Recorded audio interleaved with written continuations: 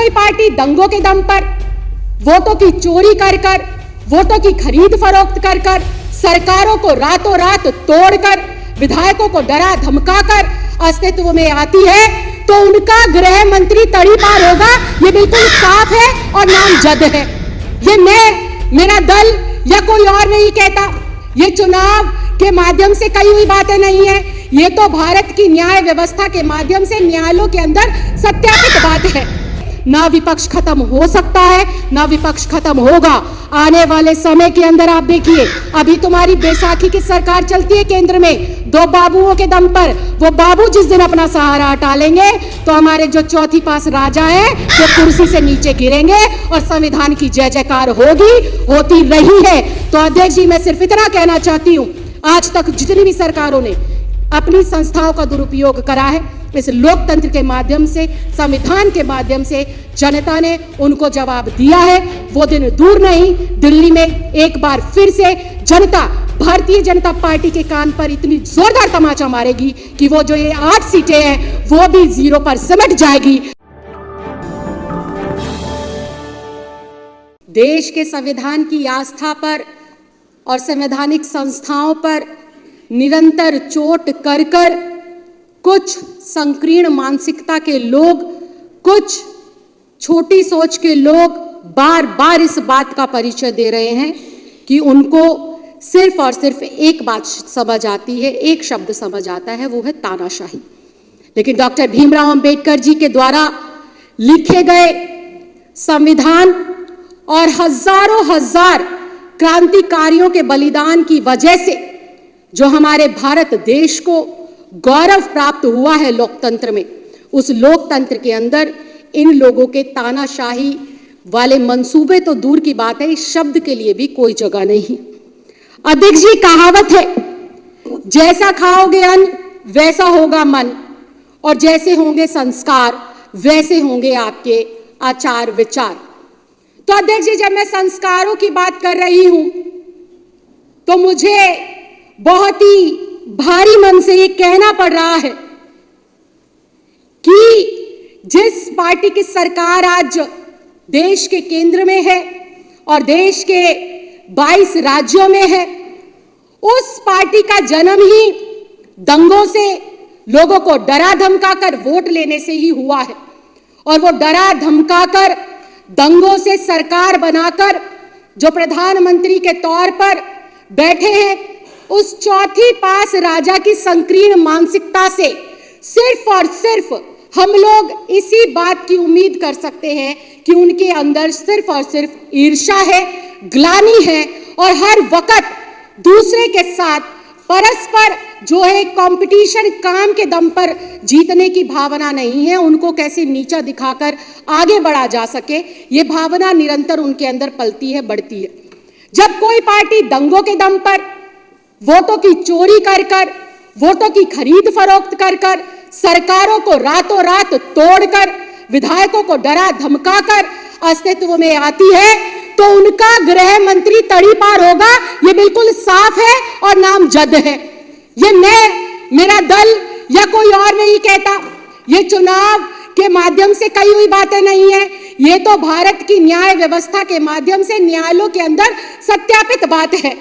और जब आपकी मानसिकता इतनी संकीर्ण होगी, जब आप अनपढ़ता का परिचय देंगे, जब आप गुंडागर्दी का परिचय देंगे, तो निश्चित तौर पर यह बिल्कुल साफ हो जाता है कि एक पढ़े लिखे, एक प्रभावशाली, एक IITN से एक ऐसा व्यक्ति जो सब कुछ निछावर करता आया है वह भारती के लिए और दिल्ली वासियों के लिए, तो उससे मोदी जी को डर लगना लाजमी है। और ये बात कहना इस सदन के अंदर बिल्कुल गलत नहीं होगा कि जब जब मोदी डरता है केजरीवाल से, तो ईडी और CBI को आगे करता है, क्योंकि इनके पास कोई विजन नहीं है अध्यक्ष जी, इनके पास कोई विचार नहीं है अध्यक्ष जी, इनके पास कोई ऐसे नेता नहीं है जो देश के हजारों लाखों करोड़ बेटे बेटियों को रोजगार दे सके। हाँ, इनके पास जुमले जरूर है।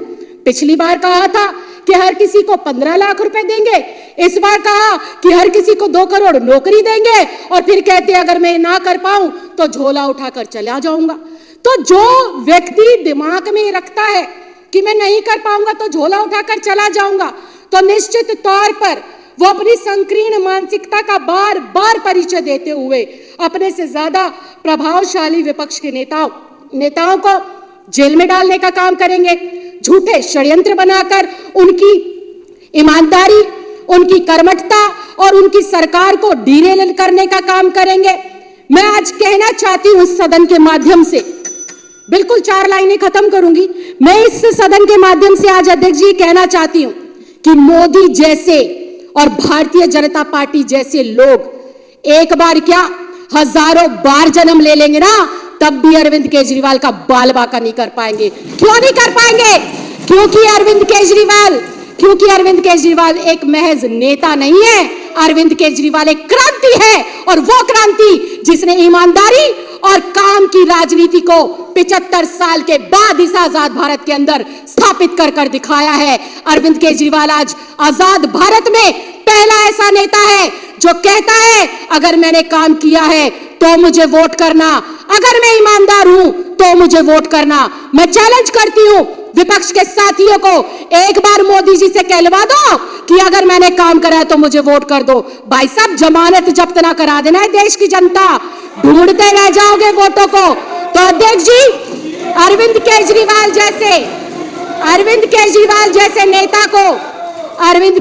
जैसे नेता को मोदी जैसे व्यक्ति और तड़ीपार जैसे अमित शाह जैसे व्यक्ति हजारों जन्म लेंगे ना झुका सकते हैं, ना डरा सकते हैं, और ना ही हमारी सरकार को तोड़ सकते हैं। और जहां तक बात है आम आदमी पार्टी को तोड़ने की, आम आदमी पार्टी के लोगों को डराने की, तो अध्यक्ष जी मैं ये भी बहुत साफ शब्दों में बता दूं, आम आदमी पार्टी कोई राजनीतिक पार्टी नहीं है, ये एक परिवार है।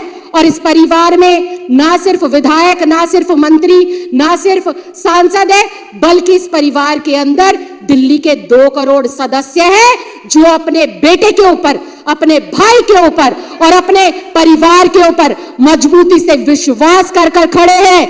हम आज फिर इस बात को कहते हैं, तुम ईडी को लगा लो, तुम सीबीआई को लगा लो, तुम्हारे आसपास जितने तुम्हारे हथकंडे हैं सब कुछ लगा लो, ना तुम अरविंद केजरीवाल की ईमानदारी पर दाग लगा सकते, ना उसकी कर्मठता पर दाग लगा सकते। ये दाग वापस तुम्हारे मुंह पर लगेंगे, हेमंत बिश्व शर्मा के रूप में लगेंगे आपके मुंह पर ये दाग आकर, शुभेंद्र अधिकारी के तौर पर तुम्हारे मुंह पर ये दाग आकर लगेंगे, जो नर्मदा घोटाला हुआ उसके नाम पर। और मोदी सरकार और ईडी के दुरुपयोग की वजह से ना विपक्ष खत्म हो सकता है, ना विपक्ष खत्म होगा। आने वाले समय के अंदर आप देखिए, अभी तुम्हारी बैसाखी की सरकार चलती है केंद्र में 2 बाबुओं के दम पर। वो बाबू जिस दिन अपना सहारा हटा लेंगे तो हमारे जो चौथी पास राजा है वो कुर्सी से नीचे गिरेंगे और संविधान की जय जयकार होती रही है। तो अध्यक्ष जी, मैं सिर्फ इतना कहना चाहती हूं, आज तक जितनी भी सरकारों ने अपनी संस्थाओं का दुरुपयोग करा है, इस लोकतंत्र के माध्यम से, संविधान के माध्यम से जनता ने उनको जवाब दिया है। वो दिन दूर नहीं, दिल्ली में एक बार फिर से जनता भारतीय जनता पार्टी के कान पर इतनी जोरदार तमाचा मारेगी कि वो जो ये 8 सीटें हैं वो भी 0 पर सिमट जाएगी। अरविंद केजरीवाल जी को जनता प्यार करती थी, है और करती रहेगी। आज पूरी दिल्ली में एक ही नारा है, मेरा केजरीवाल ईमानदार है, मेरा केजरीवाल काम करने वाला है। और जब तक केजरीवाल है, दिल्ली के विकास को, दिल्ली के बुजुर्गों की तीर्थ यात्रा को, दिल्ली की विधवा बहनों की पेंशन को और दिल्ली के बच्चों की अच्छी शिक्षा, स्वास्थ्य को और बहनों की सुरक्षा को भारतीय जनता पार्टी के एक छोटे छुटभैया नेता ना रोक पाए थे, ना रोक पाएंगे, और ना ही ये इस क्रांति को कभी भी अपने रास्ते से भटका पाएंगे।